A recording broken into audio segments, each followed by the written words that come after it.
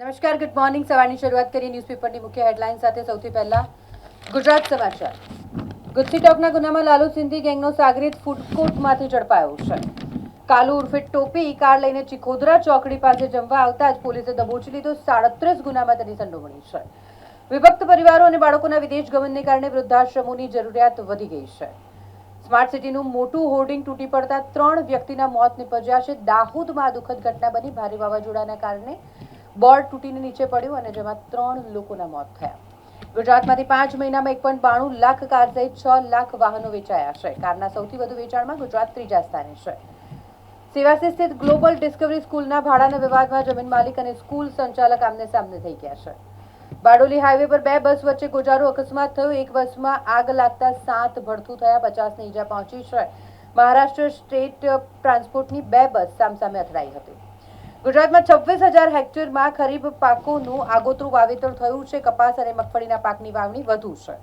સુરેન્દ્રનગર, રાજકોટ, મોરબી, કચ્છ અને ગાંધીનગર જિલ્લો આગોતરા વાવેતરમાં અગ્રેસર રહ્યો. અન્ય જિલ્લામાં ખેડૂતોને વરસાદની રાહ છે. આજવા રોડ પર વેપારીનો મોબાઈલ લઈને આરોપી ફરાર થઈ ગયો. એટીએમમાં પતરાની પટ્ટી લગાવી રૂપિયા પડાવી લેતા 2ને ઝડપી પાડવામાં આવ્યા છે.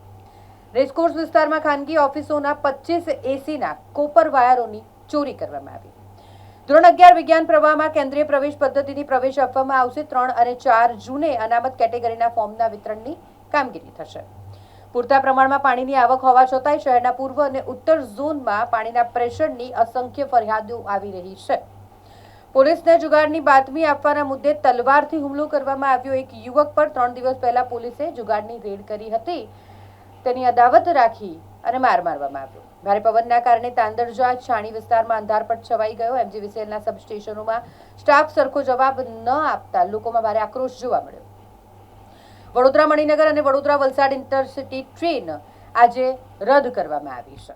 એક નજર દિવ્ય ભાસ્કરની મુખ્ય હેડલાઇન્સ પર. સીબીએસઈ ચેરમેન અને સેક્રેટરીને હટાવવામાં આવ્યા છે. કેન્દ્રએ મોટી કાર્યવાહી કરી છે. 20 દિવસ પછી ઓન સ્ક્રીન માર્કિંગ અને પુનઃ મૂલ્યાંકનમાં અનિયમિતતાઓ સામે આવી, જેને લઈને આ કડક વલણ કેન્દ્રએ અપનાવ્યું છે. ચેરમેન અને સેક્રેટરીને હટાવ્યા છે. સાથે જ સમિતિ ઓએસએમ ખરીદીની તપાસ પણ કરશે. બારડોલી નેશનલ હાઈવે પર 3 વાહનો વચ્ચે ભીષણ અકસ્માત સર્જાયો. ટેન્કરને ટક્કર બાદ બસ ડિવાઈડર કૂદી અન્ય બસ સાથે અથડાઈ આગ લાગી ગઈ. આ અકસ્માતમાં અને જેમાં 7 લોકો જીવતા ભડથું થયા છે. 7 લોકોના મોત નીપજ્યા. વેદાંતા ગ્રુપના 4 પરિસરમાં ઈડીએ દરોડા પાડ્યા છે. વેદાંતા રિસોર્સિસની વર્ષ 2023માં બ્રાન્ડ ફી રિફંડ તપાસના દાયરામાં આ ઈડીના દરોડા પડ્યા છે. મહારાષ્ટ્રમાં ખેડૂતોની 2 લાખ રૂપિયા સુધીની લોન માફ કરવામાં આવી, જેનો લાભ 56 લાખ ખેડૂતોને મળશે.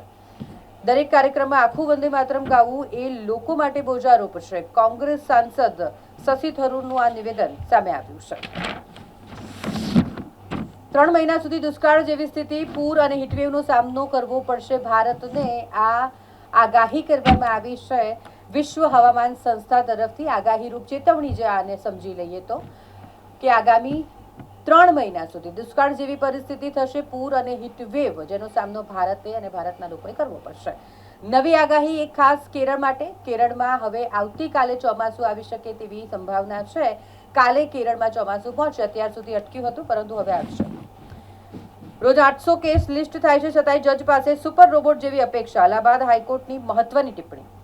મમતાના 50 ધારાસભ્યની ગુપ્ત બેઠકથી તૃણમૂલ કોંગ્રેસમાં ભાગલા પડવાના સંકેત. દીદી પ્રતિ અસંતોષ. વિરોધ પ્રદર્શનમાં 80માંથી 5 જ ધારાસભ્ય પહોંચ્યા. બંગાળમાં બળવો થવાનો હોય તેવા સંકેત મળી રહ્યા છે.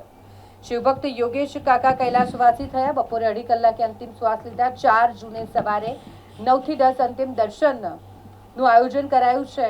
ખાસવાડીમાં તેઓની અંતિમ વિધિ કરવામાં આવશે. શહેરમાં ભેજયુક્ત પવનથી બફારો વધ્યો છે. 5મી સુધી વાવાઝોડા અને વરસાદની આગાહી છે. વાવાઝોડાથી 53 વૃક્ષ અને 1 હોર્ડિંગ ધરાશાયી થયું. હાલ તાપમાનમાં ચોક્કસથી ઘટાડો થયો છે. પાણીના ઓછા દબાણનો પ્રશ્ન ઉકેલવા પાલિકાએ કમર કસી છે. ગેરકાયદેસર જોડાણો કાપી મોટરો જપ્ત કરવામાં આવશે.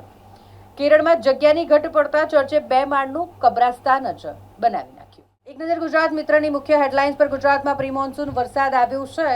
4 લોકોના મોત નીપજ્યા. 150 તાલુકામાં વરસાદના પગલે ખેડૂતોના પાકને ખૂબ નુકસાન થયું. ઉત્તર મધ્ય દક્ષિણ ગુજરાત અને કચ્છ સુધી મિની વાવાઝોડા જેવી પરિસ્થિતિ સર્જાઈ. અમદાવાદના ધંધુકામાં 4 ઇંચ વરસાદ ખાબક્યો. રાજસ્થાન અને મધ્યપ્રદેશમાં આંધી સાથે વરસાદ વરસ્યો અને જેમાં 5 લોકોના મોત નીપજ્યા છે. ટ્રમ્પે ટેરિફ ઘટાડ્યો છે. ખેતી અને ઔદ્યોગિક સાધનોની આયાત પર ટેરિફમાં 10% કાપ મુકાયો છે. ટ્રમ્પની ફોનગીરી, લેબનન પર બોમ્બબારો અટકાવવા નેતન્યાહુને ખખડાવ્યા. કર્ણાટકમાં સત્તા પરિવર્તન થયું. ડીકે શિવકુમાર નવા મુખ્યમંત્રી બન્યા. બારડોલી નજીક 2 ડેપો બસ વચ્ચે અકસ્માત સર્જાયો. ભીષણ આગમાં 7 ગુંજાયા, 42 ઘાયલ. યુક્રેન પર રશિયાનો કાળમુખો હુમલો. મુંબઈમાં ફ્લેટનું ભાડું મહિને ₹27.5 લાખ. મુંબઈના સૌથી મોંઘા ભાડાના સોદામાંનો આ એક કહી શકાય. ઈરાનમાં બીજા વિશ્વયુદ્ધ પછીની સૌથી ભયાનક મોંઘવારી. દવા, ટેક્સી ભાડું, તંબાકુ અને સંદેશા વ્યવહાર જેવી દૈનિક જરૂરિયાતોમાં મોંઘવારી ગયા વર્ષ કરતાં 113.8% વધી ગઈ છે.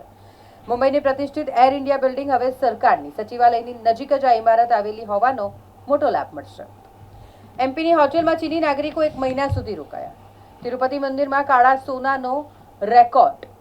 માઉન્ટ એવરેસ્ટ પર કચરાનો પહાડ જોવા મળ્યો છે. માઉન્ટ એવરેસ્ટ નજીકના કેમ્પ પર ફાટેલા તંબુઓ, ખાલી બોટલો અને માનવ મળ સુદ્ધાનો ઢગલો થયો છે. પરિણીત પુત્રીને પરિવારની વ્યાખ્યામાંથી બાકાત રાખવું એ ભેદભાવપૂર્ણ છે, સુપ્રીમે કહ્યું. અમેરિકામાં ગેરકાયદેસર ટ્રક ડ્રાઇવિંગ કરતા 30 ભારતીયોની ધરપકડ કરવામાં આવી છે.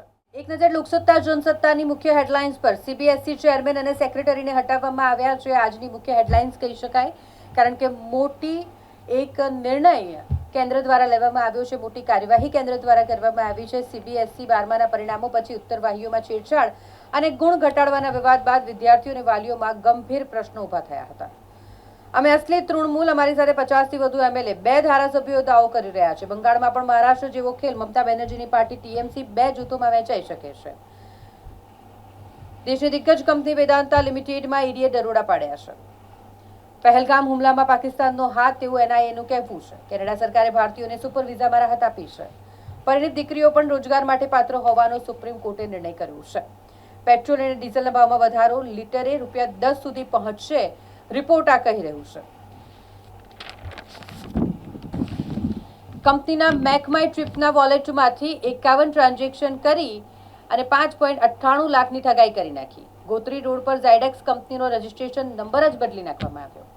પોલીસને બાતમી આપવાના મુદ્દે ત્રિપુટીએ યુવકને ઢોર માર માર્યો. સિનોરમાં નર્મદા કિનારે આવેલ મંદિરે તોડફોડ કરનાર ઝડપાયો. ભૂતેશ્વર મહાદેવના મંદિરની મૂર્તિઓની તોડફોડ થઈ.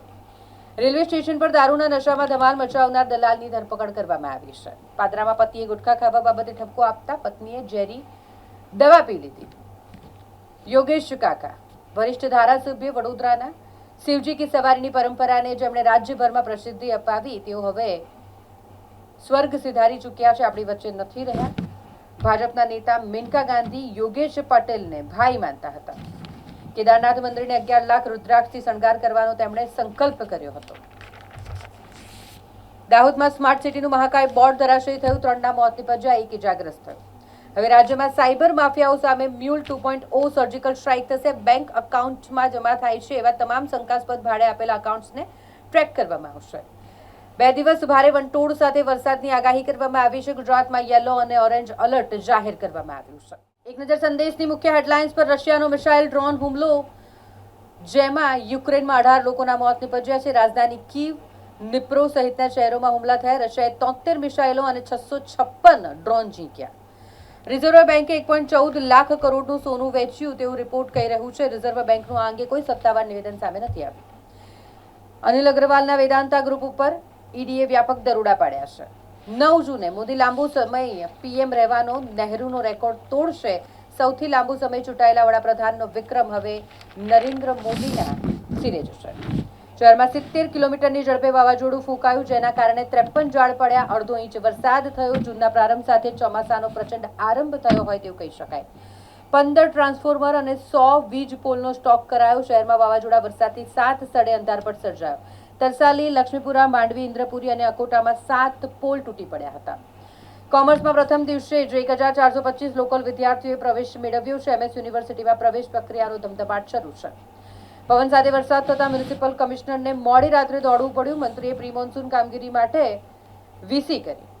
આરટીઓમાં એઆઈ ટેસ્ટના પ્રથમ દિવસે જ સન્નાટો. માત્ર 36 અરજદારોને જ બોલાવવામાં આવ્યા. અપોઇન્ટમેન્ટ સીમિત. 27 સીસીટીવીની જાળમાં અડધાથી વધુ નાપાસ.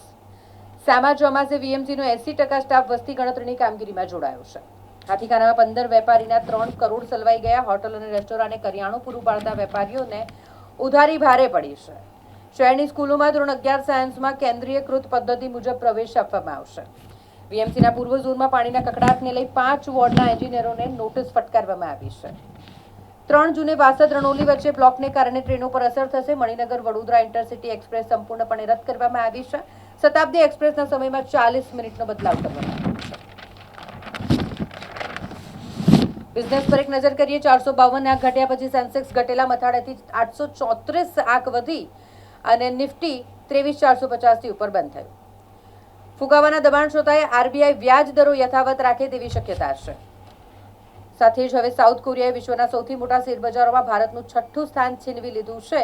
પાછલા સપ્તાહે તાઇવાને ભારતનું 5મું સ્થાન છીનવ્યું હતું. હવે સાઉથ કોરિયાએ 6થું સ્થાન છીનવી લીધું છે.